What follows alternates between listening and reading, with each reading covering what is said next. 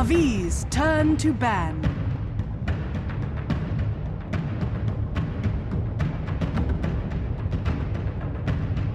And just like that, Na'Vi end up tying it up. We're now 1-1 here in the European Grand Final for the TI qualifier. Na'Vi facing up against Vega. Game number 3 on the way, but real quickly, since we didn't get a chance to at the end of Game 2, let's talk about how Game 2 went. Draskell, we were watching some of the series. Sounds like Ursa was not the hero. Apparently not. I think he was, what, 3 deaths, I think, or something like that, inside of the laning phase. And it was pretty harsh on him. Like, he got a really good start on this lane, and then that one Centaur just messed with his mojo, and then he tried to leave and go back into the jungle and farm, and then Na'Vi messed with him. Like, they all just came in and just screwed with him.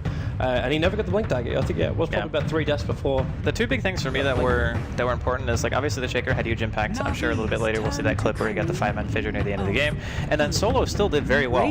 Like, he found art style, first blood. After that, and I was like, okay, Vega off to a great start. You know, he got a ton. He was like 2nd or highest net worth, something like that, at some point, like around the 10-minute mark. And then it just seemed like Vega just fell apart. Like, they just couldn't do anything. Yeah, I was joking with the guys over there that I was like, well, looks like Ursa has completely fallen off the wagon. Time for the bounty hunter carry. I mean, like, the Ursa was so far down there in the net worth chart, it was just like, well, he's never going to make the comeback at that point. So let's go ahead and queue up that 5-man fissure that we were talking about, though, because as much as we want to put failure on, like, okay, the Ursa just didn't do it, the YOLO smoke into a 5-man fissure from Sineco, making the plays.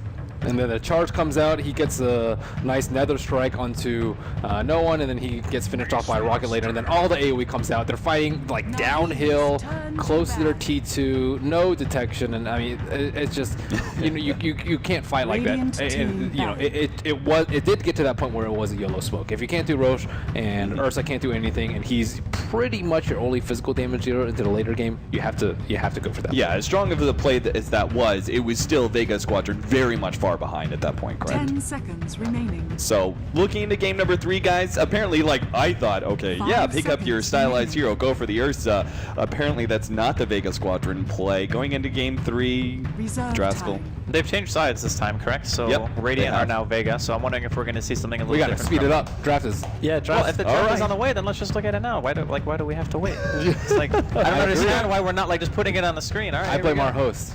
All right. What? Don't put the pressure on me, man. I always like blaming Kev. Okay, so you control everything here, Cap. I know. You're right, I control production too with my little buttons underneath the table. I just didn't tell you guys.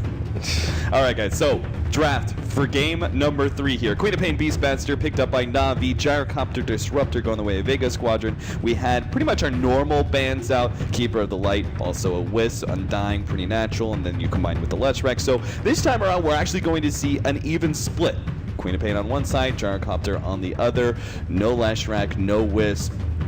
Feels a little bit more even this time? It feels very balanced, like our last game. You start off the first 2, it's like, you know what, both teams have a lot to work with, like they can build into a lot more. For me, it's the overall composition. It's that one little floater here which just makes sense or doesn't make sense that seems to just keep popping in. Like the Bounty Hunter made sense to start with, then his item progression in game 2 didn't make a hell of a lot of sense. He ended up going into the support thing, which then put more pressure on Pasha to actually become something, as opposed to being the killer. Well, he can't right-click people though. Like he can't, but who are you really gonna hunt? Because you still would have had Hand and God there. You wouldn't be able to go like a Dagon build. You can't man-fight a Gyro as a Bounty Hunter. You have to have BKB, and then if you have BKB, you have no damage. So they have to have the Ursa do damage. Yeah. Now our second set of bans, Darkseer and Clockwork. Na'Vi banning away both of the most dangerous offlaners they can. Meanwhile, the Wyvern as well as the Shadow Demon. Now, we can definitely understand that Winter Wyvern, we already pointed out several times, Sineco, incredibly strong at that hero, and probably a hero that many teams are not expecting to pull out as many plays. I mean, he's a newer hero, you still got to adjust to his playstyle, right? There's also the synergy with the Beastmaster as well.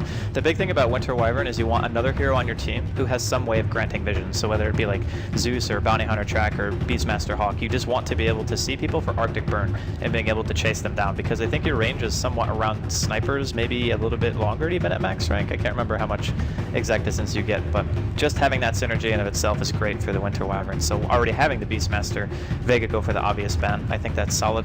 Shadow Demon could have been a pickup for Vega, but I don't think they're very familiar with running it, so I think that it's safer for them to take it out because it is great against Gyrocopter, just being able to purge any kind of BKB carry. Soul Catcher also going through BKB. It's just an overall overall safe choice. And for the first time, I think this series, we're going to see Ancient Apparition make it into the pool. He was banned second phase, both game 1 and 2. By Navi. Yes, by Navi, and they managed to get their hands on it this time. I think the reason why Vega lost so badly last game is because they deviated from their formula that got them this far. They usually draft like four heroes that can teamfight very heavily, sometimes a fifth, but the fifth can be like an Ursa sometimes. But last game they had an Ursa as well as a Bounty Hunter, and when push comes to shove, you want to be able to 5-man and team fight and when you're behind, and they just didn't have the amount of AoE that control that they normally have. So I would just like to see them go back to what they're comfortable with. 5-man AoE, Shadow Fiends, Gyros, these kind of heroes. Okay, so my question is, what about the middle lane here? We still have that opening. Nyx Assassin, the offlaner here for Vega Squadron. What do you want to run as your mid for Vega Squadron up against the Queen of Pain, knowing that there's the heavy lockdown of the Beastmaster for the offlane? So my first reaction would be, okay, what about a Puck? Works really well with teamfight and does quite well, like 50-50 against Queen of Pain. But then you have Beastmaster, right? So that kind of discourages me. Shadow Fiend with the mech. Shadow Fiend, okay. Really, SF in this matchup? I think it's like when you get level 6, for example, Aurora kills the SF, like just alone, right? Because you can't heal.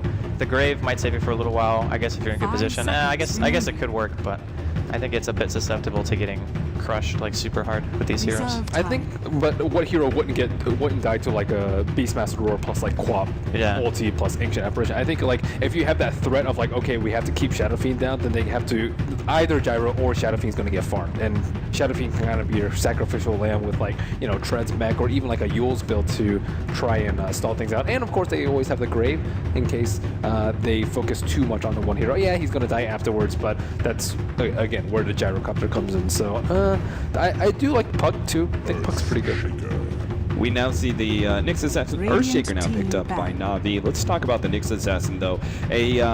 Not the most popular of offlaners in 6.84, has been seeing a rising popularity since we got into these qualifiers. Mag certainly showcased the power of the late game Nyx Assassin just recently.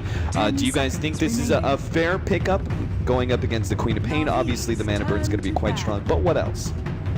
I think he's just good in general. Like if you look at Navi's team, they have 4 heroes right now who have AoE damage. So like Axes, Queen of Pain, Ulti, and Scream. Ancient Apparition, Ice Blast, Shaker spells all have AoE, if you have Aftershock, of course, which you always will. So there's a lot of things to carapace, which I always put high value on because it can disrupt combos, for example. Like if the Queen blinks in and you can anticipate her jumping, you can just get a free 2.5-second stun off. I think that's huge. In the late game, a 4-second cooldown mana burn, if you manage to also get your hands on Aghanims, good luck pushing high ground with those heroes. Like Navi are going to need some kind of range core to be able to, I think, break high ground unless their Beastmaster gets like Book and like Vlad's, some other stuff to be able to breach that high ground phase. But I think Nyx is, a lot of people have this perception of he needs to be able to do something in the early game. I would actually say he is almost more of a dangerous late game hero than he is early mid game. Yeah, now with that Scepter, he is. That Scepter upgrade is incredibly good. Yeah.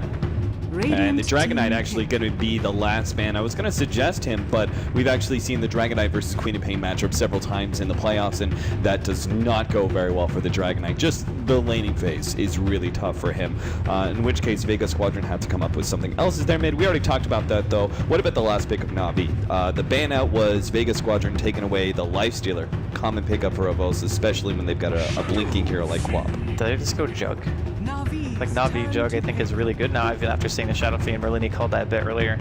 It's really good if you can find an isolated target, but I think it's going to be kind of tough against Vega. Yeah, okay. It's Jug. It's kind of like one of the only heroes that's left in the pool that can, in the early game, kind of man fight against Gyro, or that big AoE kind of team fight thing with the Requiem now, with the Shadow Fiend and the Gyrocopter in conjunction with that, plus a Nyx. I think it's a really safe hero for the early mid game. You can just go in and fight whenever you want. Sure. Ben, what are your thoughts on Very the last good call, pick, Juggernaut? They also banned out the Lifestealer, so they're scared of the magic community because they have heroes like Disruptor, which just get completely owned. And it's really nice versus the Glimpse too, because you're never, like, as a carry, you're going to get Glimpse back because they want to kill you the most whenever you push. So you being able to just spin out of it, just TP away and walk away is always really nice. Okay, so as we're looking into the laning phase, anything particular stands out, or is it going to be defensive tri-lane and defensive tri-lane, mid SF versus Queen of Pain? We've seen those matchups quite a bit. I think the Dazzle might spend some time around mid just to ensure that the SF has a decent early game. I think it would be really nice to make sure that Dendi doesn't just dominate against SF, because Queen is one of his most played heroes, I would say. Like, you think about Queen, you think about Puck and SF for Dendi. So I think it wouldn't be too bad. If it's just an offlane Beastmaster, having the Disruptor down there and the Gyro should be enough to zone him. So I feel maybe if they can get the SF off to a good start, Vega should be looking to be in a good spot. Okay, and build on that, Draskell. Do you give the advantage to Vega seeing this draft now? I think this draft is pretty much straight 50-50. Okay. I actually don't think anyone got a clear benefit from this. Toby, I see you're nodding your head, so you agree? Yeah. I love it. It's All right. pretty even. All right, so it makes it for an interesting game number 3. The score is currently tied up 1-1 between Vega Squadron and Na'Vi.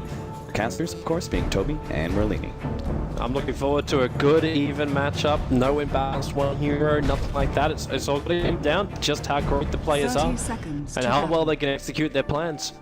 Because this SF, I know Draskell was saying before, he wants to see like Vega rotate the Dazzle in, maybe just make sure that they get some kind of lane dominance over it. But it's also, you got to look towards the jungle stack, so you got to look to control up this area so the SF is capable of flash farming. Same kind of thing you look for from Na'Vi, if they can flash farm in the jungle, but also give some of that experience over to someone like the Ancient Apparition, get him level 6. These are the critical things I'm looking for, at least for in the first 5 to 10 minutes of the game. I'm going to look for Sneako's movements, because Sneako has 3 clarities and no regen, so he's obviously not going to be doing any zoning and just clearly trying to be killing people. And his aggressive posture in the early game, they wanted to control the top area of the map so that they know that they don't have a reserve reward for the Earthshaker. And if an Earthshaker can come in, fissure once, kill Shadow Fiend, that is the start that Dendi is looking for to just kind of control the Shadow Fiend all game.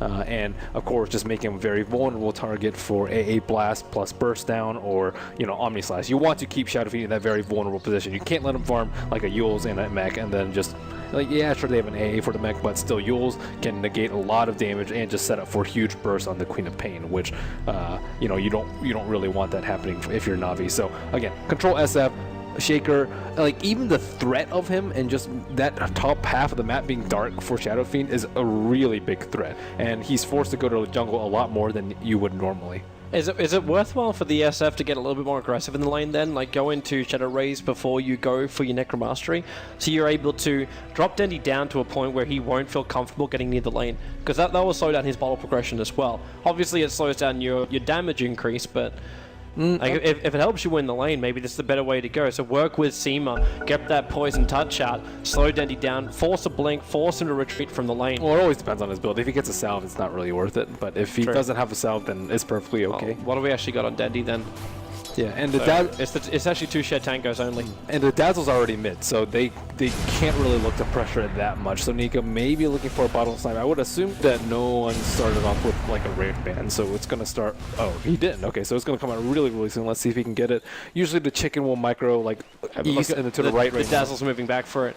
The Dazzle actually going to move to protect it. So Seneko, he comes up, checked. Did he see him? I think Seneko was around the tree line. I don't think he saw him. Which means that courier is going to come back in a normal line because the Dazzle's already cleared the area. So Seneko, okay, no, he must have. Yeah, the ping's coming out. It's like I saw something, I hear something. There's earth pebbles moving in the mid lane. He even went enchant level 1 to try and get that kill. So what is the level 1 Shaker gonna do without nothing? Well, he can get Bounty Rune and try to get level 2 and pull. There is no actual spawn block for Na'Vi, but that's really nice. Well, that's awkward. There's your damage. If that was a fissure, that could potentially be first blood. In fact, it's highly likely it'd be first blood if it was. Yeah, I actually don't think he should have cast it there just for the threat. But regardless, now Shadow Fiend will feel very confident because well, he's seen the ability too. He knows there's no fissure on the field. And by the time he has to get level 2, and then he has to go to lane, and then he has to make sure that he doesn't have any HP regen. So if he jungles, he's not going to be at that healthy of an HP. Okay, he must have gotten pulled or something like that. Wow, that's just salt in the wounds. You get more damage, and the next assassin returns it with Spike Carapace. But that mid lane's actually being crushed more than we look at, because Dendi's had to buy an extra salve. So he bought this, so his bottle's been pretty heavily delayed because the SF did go for the Raise level 1 build. Now, he did most of that just to farm, as opposed to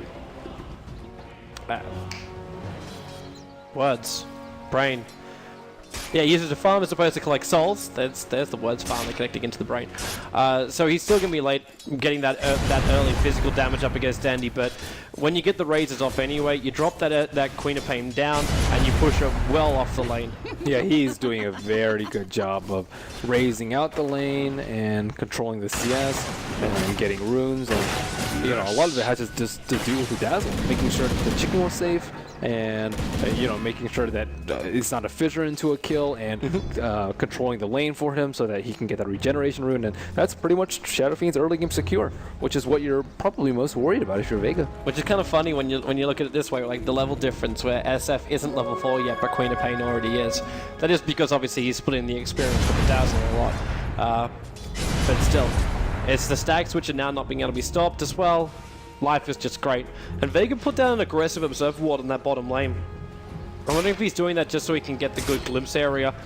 Saneko, does he have level 2 yet? Okay, it looks like he does. Yep, Matt, Fissure is up. But Solo's definitely playing a good vision game here. He's going to realize too as his ward's about to get attacked that, actually no it won't, because he kept the aggro of the creep wave. But they should be getting rid of that dire observer ward, that dire sentry ward shortly. Yeah, I don't know how he managed to get that ward down. It looks like it's in range. It looks like it should be in range. What? No, there's the sentry ward above. There's two sentries. There's two dire dire sentries. Oh yeah, it's the 2 dire sentries. I'm like, why have you got 2 dire sentries in the same area? Oh, good fissure on top. Mag, this is a horrible position for him. Spycraft's buying him a little bit of space, but Saneko body blocking him in, and Mag will be the first blood there. So even though Saneko a little bit late to the party, took 4 minutes before he found a good fissure block, it still does spell first blood for Na'Vi. And Dendy's caught up. Dendy is well ahead of the SF. Even though the SF is secure in his lane, you've still got Dendy with momentum. He had to walk all the way down bottom for the regeneration rune at 2, which hurt him a little bit, and now we see a pretty darn farmed Juggernaut. Fish is down again. They're trying to go on no one. Saneko poisoned up. He may not die from this one. They should be more worried about no one because Dendy keeps battling up here, blinks away from that last raise, and will survive. The Earthshaker also to limp himself away to safety. Not great mana health regen or mana regen, so he'll have to go all the way back to base. Great play by the Dazzle, though. He is doing everything that he needs to in this early game to ensure that things go okay for no one. That I can't stress how important that is for Vega, that the Earthshaker has just expended so much time. But Earthshaker's doing really well. He almost has his Tranquil Soul, and yeah, he hasn't died. He got his level 2 really quickly, got a kill on the top lane, and of course he is making the Dazzle play a lot more conservatively than normal.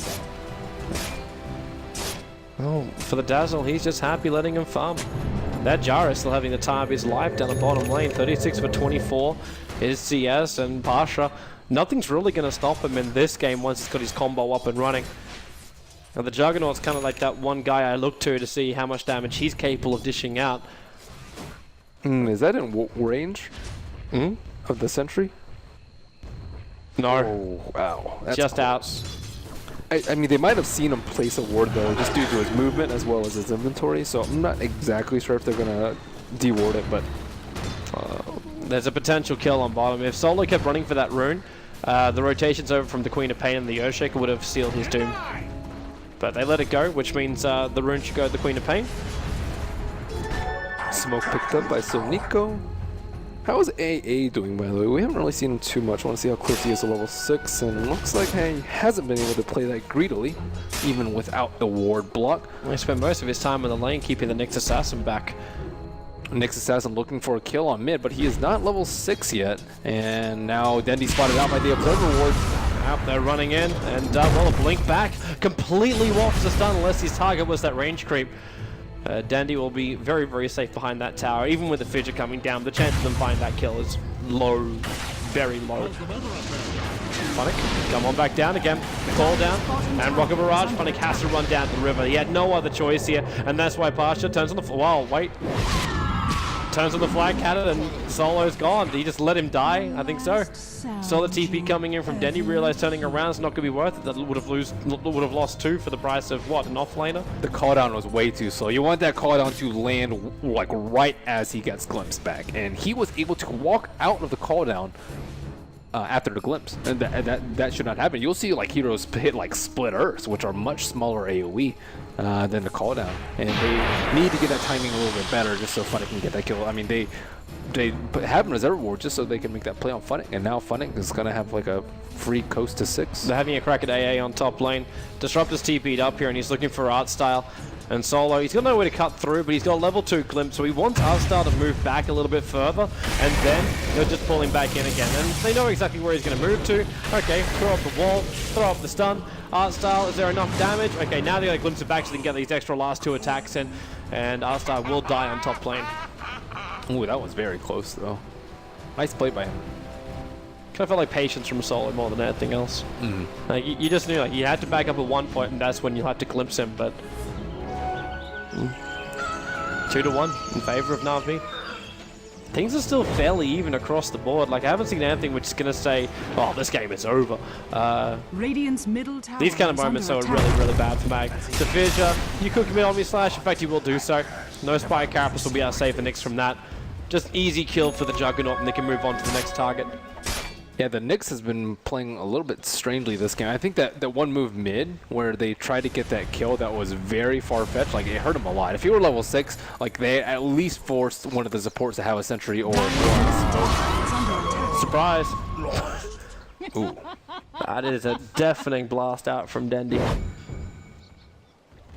4-1 now. So now they've shifted from trying to control Shadow Fiend to just killing mid and top, which is a very apt response, because it's very difficult to invade the jungle this early. You just pick off the areas you know you can reach. Funnick's feeling so safe on the bottom lane because the Hawk's seeing everything, so they're using wall to get some vision. But with the borders here too, Solo can't just chase it down. The Observer Ward gives him vision, but not if Beastmaster hugs the right side of the lane, because that's where the ward does not see. But you do have an SF now with the mech up and running. So Vega, do they even have a lineup which can force down lanes? I'm not saying force to buildings, because like that eventually will happen, but you're looking for some way to get Na'Vi to come into a team fight. Not really, I don't think. I mean, yeah, right clicks with Shadow Fiend, but that's really it. I think. Is there a better? Do you even want to do that now that AA is level 6? I think it's better just a skirmish, because if you 5-man group up, the AA is going to be even more effective. And they just need to be able to get kills with the Nyx assassin. Nyx assassin getting level 6 is going to be extremely important. Jump in from Dendi on Mag. The scream reflected by that Spike Carapace. The Vortex keeping the vision up for Dendi. He does not have Sonic Wave Marble, but the Fissure is here from Seneko, which means the stun is up and the Nyx is down. 5-1 Na'Vi. Momentum is just their name right now when you've got a Mask of Madness already on the Juggernaut 10 minutes into this game. His chase is solid. There's no BKBs. There's no real slows to stop him. The Nyx is way too far behind. Yeah. It's going to become a non-factor hero now. He also doesn't have mana burn, so he can't really put the bomb down that easily. is under attack. That Ice Blast is so brutal on them. Because they know there could be a jump in. They know there could be long range features. Dazzle is dropping really quickly, so is the SF. But as Dazzle is the one who's about to die in middle lane to the Queen of Pain, as well as the Earthshaker combination. Dire's bottom tower is under attack. But it's the bottom lane with the tier 1 tower. It's Vega, they're just trying to force it. Dire's Na'Vi's on their way. The Ice Blast is still on cooldown for the moment. So they don't have it back yet. Dire's bottom tower is under attack. Dendi following up closely behind. Looks like Funnick not quite level 6 yet. Maybe if he were level 6, they would have tried to make a move as soon as they were leaving. Solo. Seneko can get the initial stun. He's also going to go slam. And the Ice Blast in the perfect position. If there's any support right behind him, they would have instantly got hit by that one. But Seema's stun, Seema's TP actually made him wait a little bit too long before he arrived. So it's just the Disruptor to get caught out by Na'Vi. So Nico's movements has just still been really good. Yeah, sure, he didn't kill the Shadow Fiend very early on in mid or get the chicken, but he forces the Dazzle to go there. He kills top, he kills bottom, he scouts out all the runes, and I mean, this guy, like, he finds a lot of farm out of nowhere too. Such an amazing support player. Making the rotations work. Doesn't need much more apart from the Blink Dagger. Really, every other one doesn't really matter at all. And now the Fissure too far away. Sonic Wave will come. The Ice Blast already did its work on no one.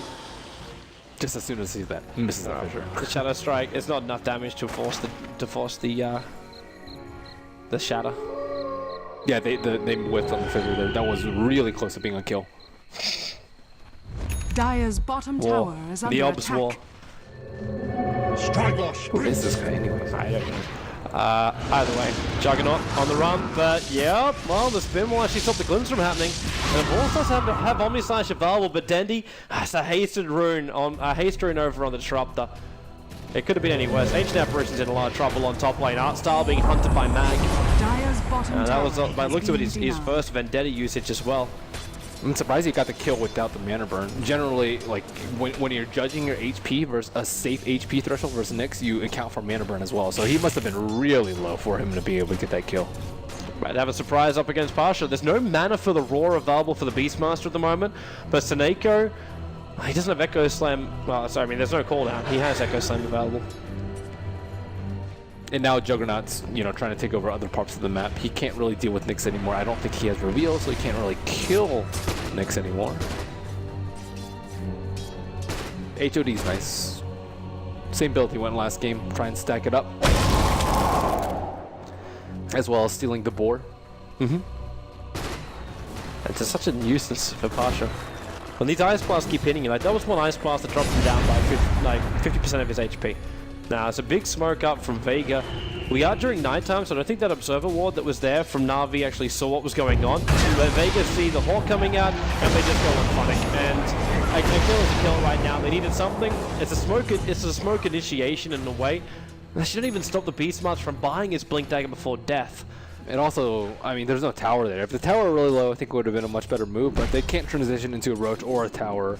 And at the end of the day, it's okay. At least they're getting kills. They're making Na'Vi think. It's something. And react. Like, even if it's just a moral victory, if we can kill him, we can find him out of position, and then Na'Vi just have to group up a little bit more. That will give space for Vega to get back into this game with a high level of farm. I'm probably looking at the support heroes to also find something, Dazzle as well as Disruptor, because the two cores from Vega are still doing very well. Like the SF as well as the Gyrocopter are happy as Larry. There's the Nyx Assassin core, who's just not too content with where he's at the moment. A poor man's shield and and Arcane Boots, it's not much to write home about. He does have his Vendetta of cooldown 3 seconds time, so they might look for another opening here. Arstyle's the only one showing himself, so Seneko is just sitting there inside the trees, and in comes Mag. So it starts, attack once, stun, follow up, Arstyle's dead, Seneko, the vision will come, but it's very, very late. Trying to get in range of the Echo Slam, but a Force is on the way in. There's your Echo Slam to control Solo, and Mag actually isolated out so far that he was able to be fully Omni-slashed up into the trees. Solo will get sliced, and the Juggernaut Horvorst able to pick up a double kill at the cost of an Ancient Apparition, which is a well worth trade. Man, Glimpse is just not very useful when they do so much burst in a matter of, like, you know, 1.5 seconds. By the time the Glimpse is back, he's already dead. Radiant's top tower is It's kind of like the attack. Spirit Breaker last game. He already did all his damage before the Glimpse can actually go off. Well, Na'Vi, they should be able to transition Radiant's into top Roach pretty tower soon, and is I think under that's when attack. things get really hairy. Vega, they're not really in that much pressure right now. Mostly because their Shadow Fiend is really well off, on top of Gyro having free reign on bottom and in his jungle. But once Na'Vi, I don't know if Roach is going to be able to take out Roach soon, but he should be able to, and then they start taking out towers, then I think it's going to be really, really bad. But Vega, they can make a play right now. And maybe they can catch a Force out of position with his Omni-slash down, and both Dire Observers and Sentries. Force spins, TPs. Now, is that spin going to last long enough? Yep. Which means there is no glimpse back from Solo. No control factors at all. That's why Jug was such a good pick here, because he doesn't need BKB to make that sort of play. And if any other hero would have just melted in that situation, aside from Lifestealer and Vega Jug. banned that out as their 5th one anyway, so... Very smart pick. Nice blast, perfect positioning. Well, I suppose he's going to keep Pasha there, and then all the rest of Na'Vi arrive. That's just a Pasha sandwich. Na'Vi's movements are so good right now. If I was Vega, I would ask for like a 30-minute break between the games, just so you could stop Na'Vi from having this momentum. Because this kind of momentum has happened from the last game, now here into the 3rd game, and the series can keep moving this direction if Vega's not careful. Structures are fortified. I'm not saying like Vega is out of this game, because they've still got a lot of farm on the guard as well as the SF. They've got a lot to work with, but right now, mentally, they're cracking. They're being picked off in so many locations in every single part of the map. From bottom to mid to top to jungle, everywhere. They're being discovered and killed. And the cost is high. Yeah, it's not like they're losing like Dazzle over and over. They're losing Gyro. They're losing Nyx Assassin. Shadowfiend hasn't died in a while. The Nyx is 2.9k. The Earthshaker has more than he does. But luckily, Ancient Stacks, BKB out for Shadowfiend. And yeah, Roach is going to come very quickly with Beastmaster. It's just a wonderful day to be a Na'Vi fan if you're looking at this game at the moment. Because they're rolling through it. But the SF and the Gyro, like I still wait to see Vega just hit one big fight, and that's one thing which Na'Vi could potentially struggle with. Right now, most of their kills have come through pickoffs, which is fine because their lineup is actually quite good at that. The long-range initiation from the Earthshaker Fissure, the Ice Blast, which can be there globally, just needs a little bit of setup from Vision. The Beastmaster with his Roar is a single target focus kind of style. The Echo Slam, like you do have a lot of AoE that's also potentially there, but most of the kills just been like one-on-one. What happens when you add your call down on top of your Sonic, on top of your Requiem, on top of your Static Storm? This is when Vega can be really, really like punishing against Na'Vi, and the Shallow Grave will make Na'Vi switch from target to target too. If all of the single target I was just talking about is negated by the fact you got Shallow Grave, then Vega dictate what targets Na'Vi go for, which right now it's the other way around. Yeah, I mean, Na'Vi just have so much damage though. Like, they don't really need Roar for that many of these fights, especially if Earthshaker gets his Blink Dagger, which he's really close to, especially considering how active he's been. 1-0-9 under Earthshaker with no deaths yet to his name. And then they have like Quap Ulti, AA Blast, and Juggernaut Omni Slash. That's almost going to be enough to kill anybody on the side of Vega. So I don't know. Like 5-manning is not really a good play for them right now. Mostly counter ganking. Like you drop a Static Storm as soon as Queen of Pain blinks in or something like that, or as soon as someone gets roared, and then you can actually turn around the fights. But now that Juggernaut has Aegis, he can be the one up front and personal. See out all those heroes, bait out all those ultimates, and then crush them in the team fight. Always get cautious when I see Tranker Boost just sitting on the ground. Seneca's mopping up most of the wave anyway. Just one of those things. You drop it, you could lose it. But there's no jump from Vega. There's pull back, there's just no jump. The Nyx Assassin Vendetta is the only thing. And they may have to use it again. Yeah, he's still short of that Blink Dagger over on Mag. But they're grouping up, so they're looking to smoke, but... Would you die for those Tranquil Sub if you could? No.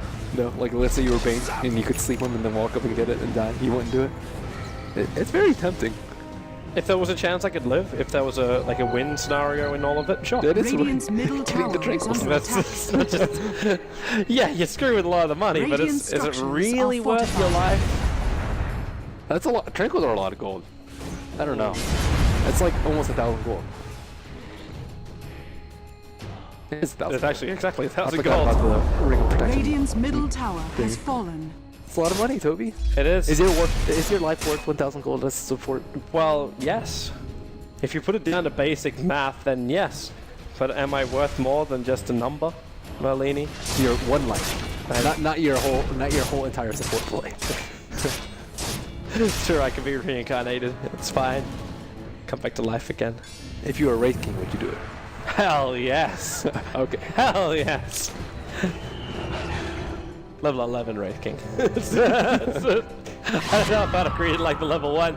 Do I really want 300 seconds on cooldown for my Ankh? Not really.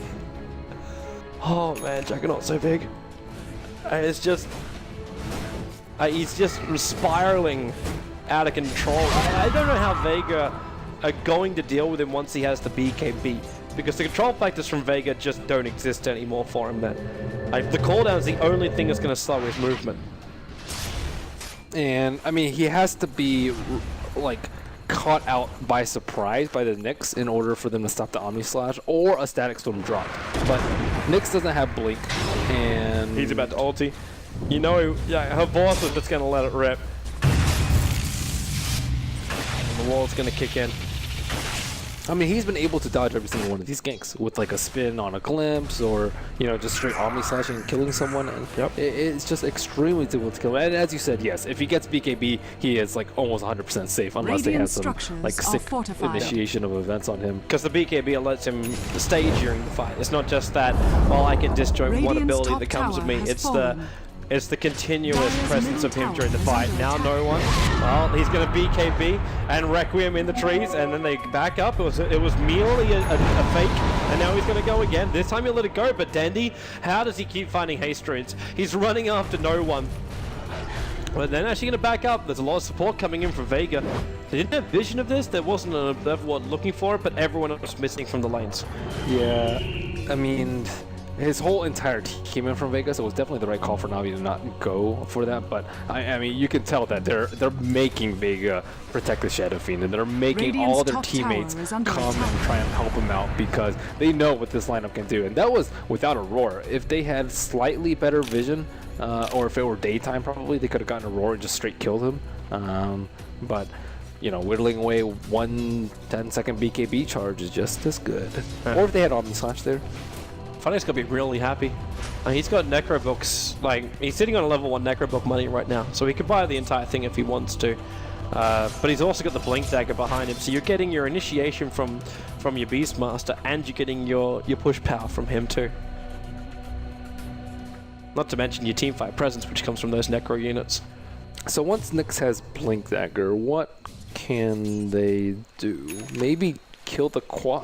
He actually has the Blink Dagger now. Quap has BKB, so it's... Well, Omnislash, Ice Blast on the way in. Pasha actually stopped to let the cooldown go. And there may have just been enough damage because the Ice Blast connected. Yep, he's going to shatter from this.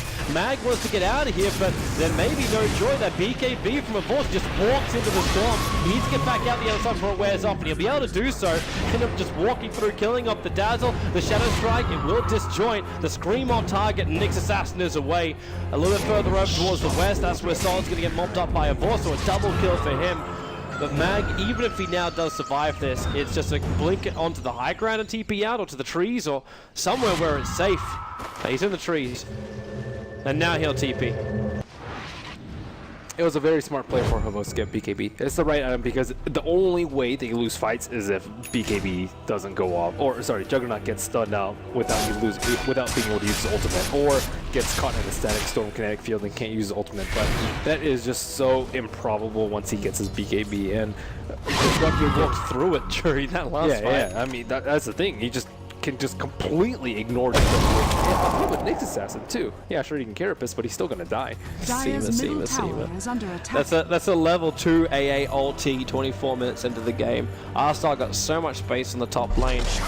And the Aghanim Scepter's rapidly approaching too. He's only a point booster away, so 900 gold. You have a level 2 Ancient Apparition ulti hitting Vega. Is it even a kill? There's actually a straight kill on Dazzle if the Ice Blast connects. Well, Vega, they need to find something to try and pull themselves together. At this rate, Navi's just going to take Aegis number 2, get a little bit map control with blinks and picks, Dire's and middle then tower just is under crush attack. Vega. And you know, Vega is just kind of letting it happen at this point. They're looking for kills here or there, but at this point, Havos BKB is up. Radiant's So much bottom he's got a tower Demon is Edge, under just a attack. casual Demon Edge on him. He only just finished his BKB and took that fight, got double kill, and now buys a Demon Edge. Dandy blinks himself away as Vega are right behind him. But they're grouping up as 5. It's the only way they can fight though. And Vega are very much aware of this. Like, they can't just have these 1-on-2 skirmishes up against Na'Vi players, because they always seem to lose these battles. But when team fights play out in my mind, there is such a little possibility that Vega can win the team fights. Like, they have to have everything go right.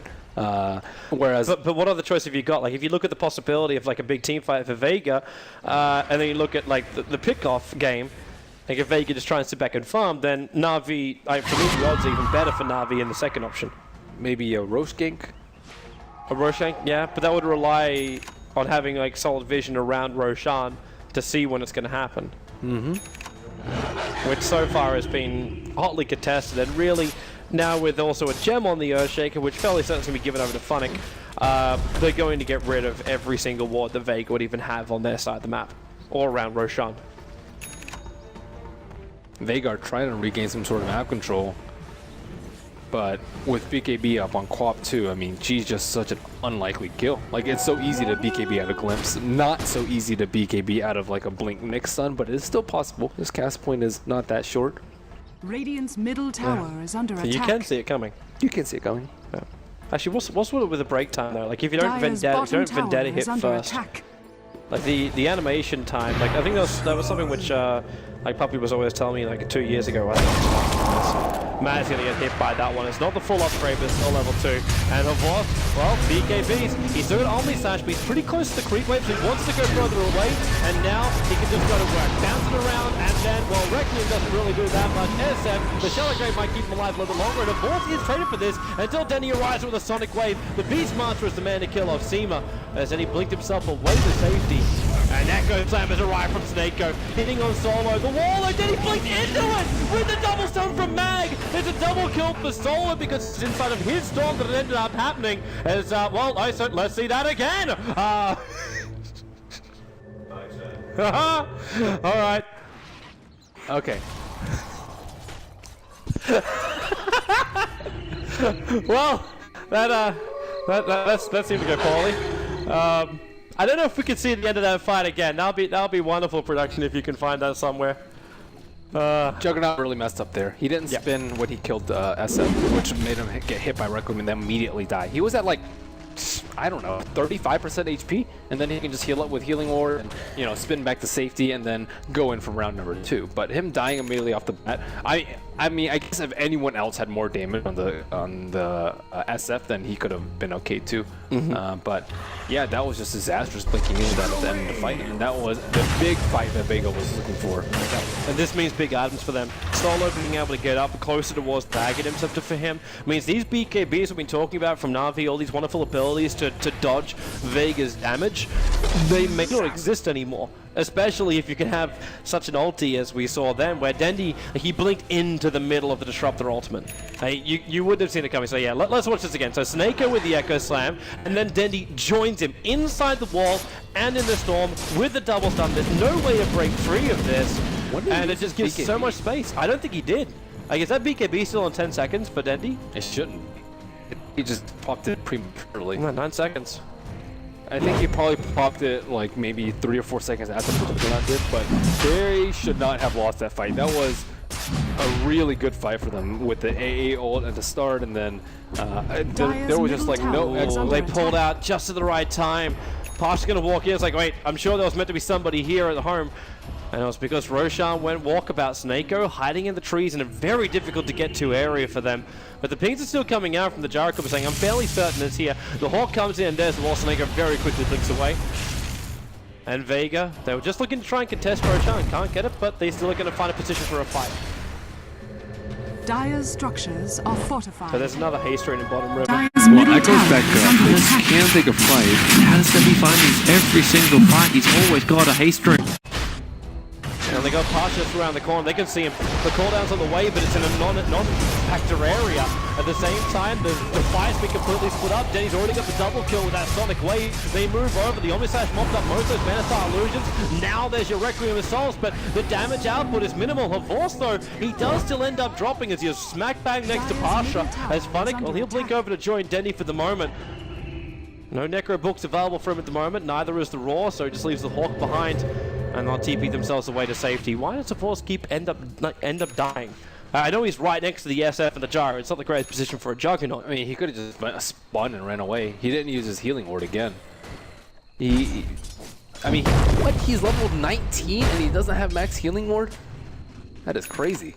Is he level 19? Is that for real? That's the Jugger. That's a 1 in a 9, man. You can also say it's a 9 and a 1, just the other way around. Stats are pretty important, but I don't think foregoing that many levels of Healing Ward is beneficial, especially when you keep dying. If he has level 4 Healing Ward, he BKBs, he Omni Slashes, that's like, 12 seconds or so you shouldn't die, and then you spin out, that's another 5 seconds, that's 17 seconds, that's so much uptime in the fight, and then you just reset with a Healing Ward, and he shouldn't be dying in back-to-back fights. At least one fight I can understand not spinning, it happens, but back-to-back fights is just disastrous, especially when he was able to secure the Aegis earlier, and now the net worth discrepancy between him and Gyro is very, very little. It's kind of interesting to see that Vega, especially the supports, like we're seeing Magna going in for this Aghanim Scepter. He started the run towards it, but Solo would also say it's better to get something like an Aghanim Scepter for himself over like Ghost Scepter, where you could possibly burn out some of the charges of the Omnislash of Juggernaut. Like, that's another option they've got too. Well, Ghost Scepter saves 1 life, and Static Storm will like be able to kill like 2 or 3 important heroes. Here they come. Mag, blink in, wait for Roshan. Sonic's on the high ground. Actually, he's completely out of the fight this time. He can throw axes, but that's all. The helm's to kill off Mag at least, but the cooldown's doing his work.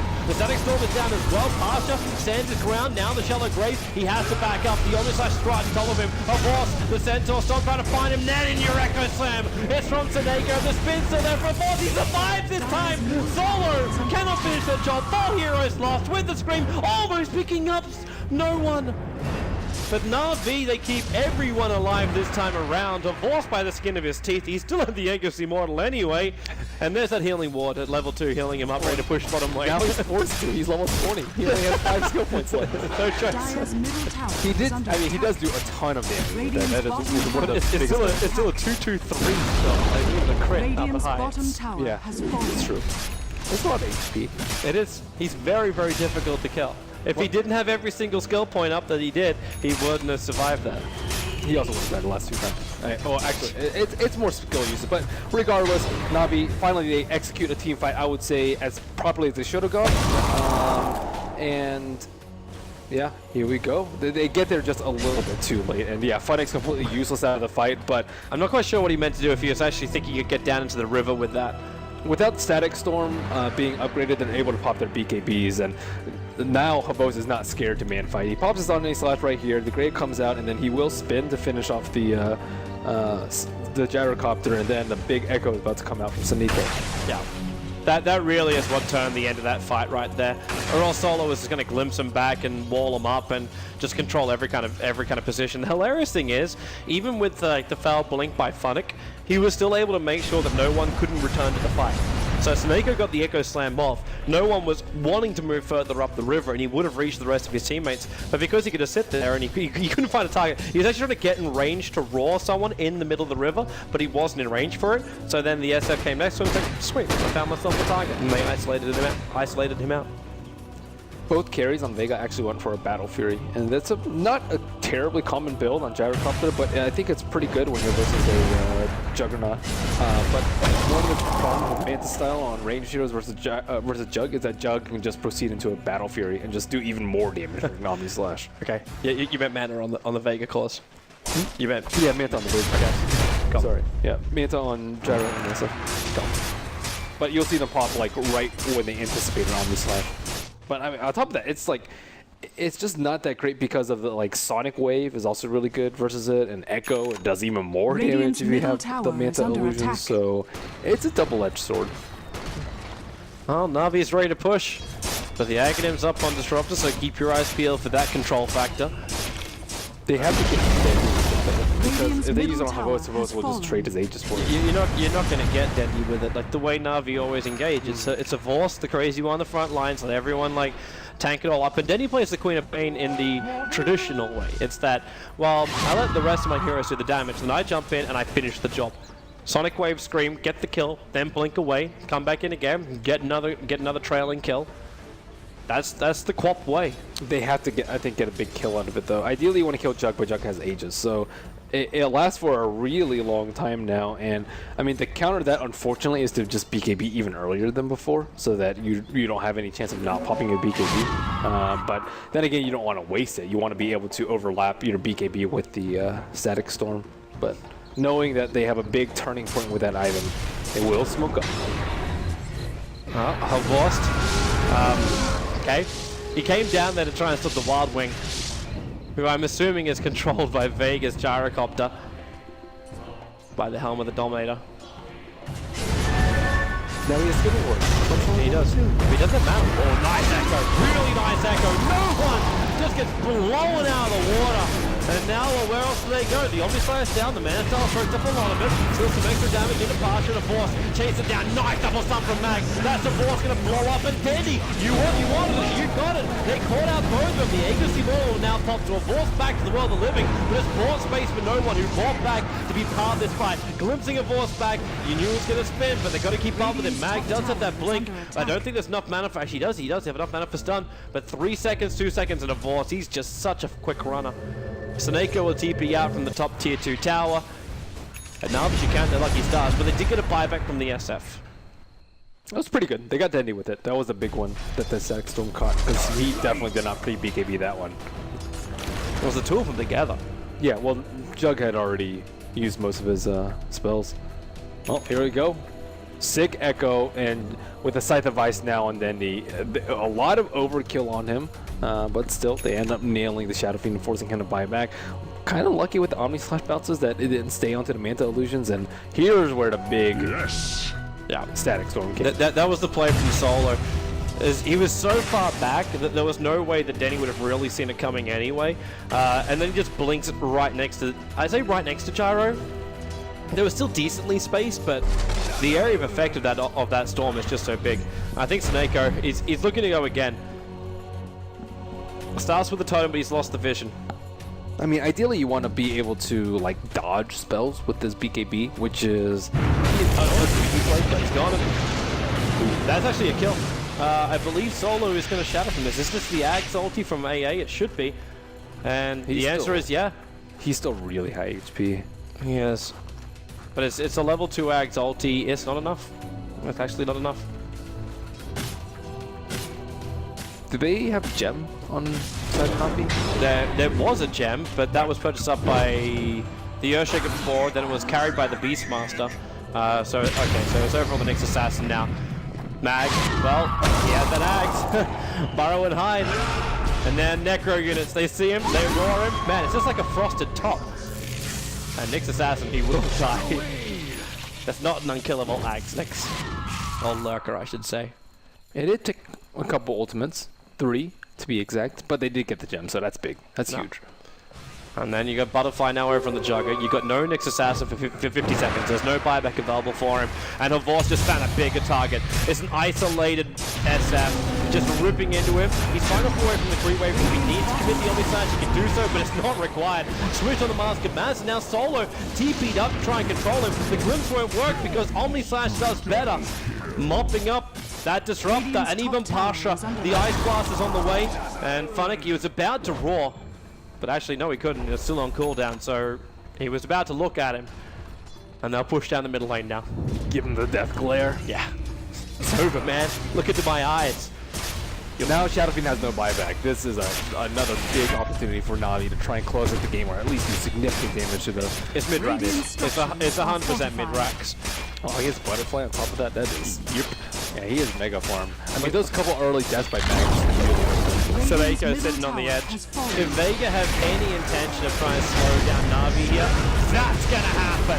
And the perfect time for the Green Wave to spawn up. We even got the extra buff up from that. The Shallow Grave is gonna keep up the Gyrocopter until finally the Ice Blast will take him out from the Ancient Apparition. But with those 2 kills, this now means a second set of racks. They didn't want to wait, and they will call GG. Navi go up 2-1, are now 1 game of victory away from taking the main spot at the International Fight, which already has almost $10.5 million prize pool.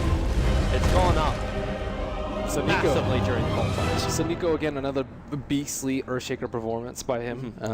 Just setting Mag back, it just jumpstart Havost to that ridiculous start of having a very early Mask of Madness into Saint Yasha, into taking Roshan, and then taking control of the map. That's the best that a support can do in the safe lane. It really was. And his movement all across the map. Like, I know a few boys agree, but for me, like, the best thing about that for Na'Vi was their rotations were always on point. It wasn't just 1 kill, wait 10 minutes. It was 1 kill, then 1 kill, then 1 kill, then 1 kill. The pressure was always on Vega. That's kind of one of the weaknesses, though. We talked about the Shadow Fiend, for example, on the Queen matchup, and you have the rotating Shaker coming in. It's very difficult for Shadow Fiend to deal with that. So if there's not already a support in position, it's very easy to just be able to get that for free, and then just go back to whatever you were doing.